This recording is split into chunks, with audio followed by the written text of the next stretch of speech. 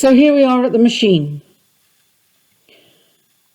I'm using my brother's sewing machine here, so I have to use the foot that has two small bars at the top, and I've attached the shank here to the left-hand side of the foot because I'm wanting to sew down the right-hand side of my fabric as it's facing me.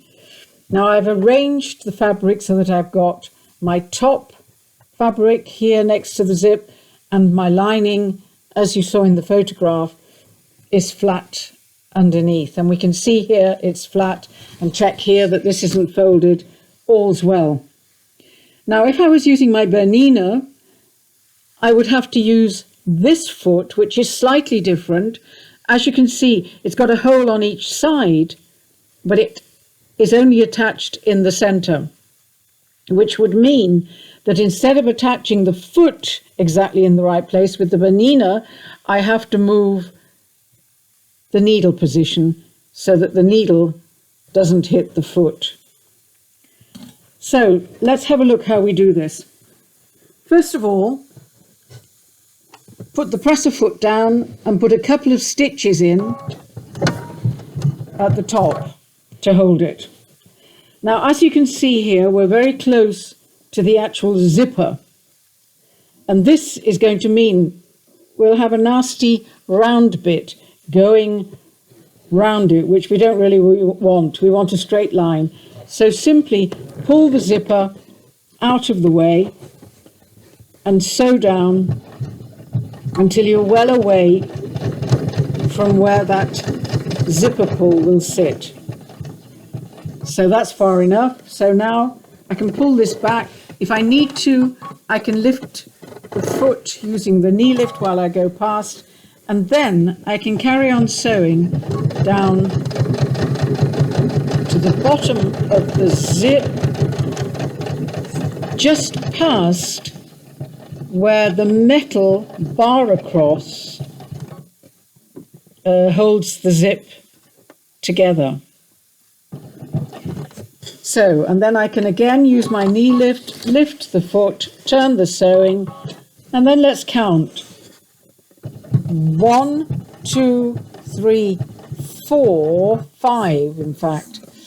And then I go a stitch across the bottom, 2 stitches across the bottom of there, and then I do another 1, 2, 3, 4, 5 to land in the same position on this side of the foot as I sewed on the other.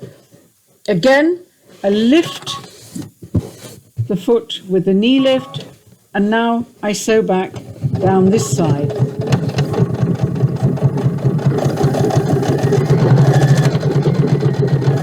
And once I'm getting close to that zip pull again, I have to stop, lift the foot, pull that out of the way, and then I can finish to the top end of the zip. Finish, whether you do it with backward stitches or however you do it with your machine, and then you've got this zip installed. Pull the zip up, and as you can see, we've got a nice, neatly inserted zip here with a visible zip. I've used a rather darker zip than I would normally so that you could see it. You can use a tone in tone. Red would have been nice, but I didn't have one.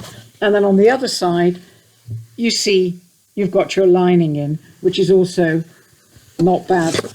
Now, all you have to do is put this bag together.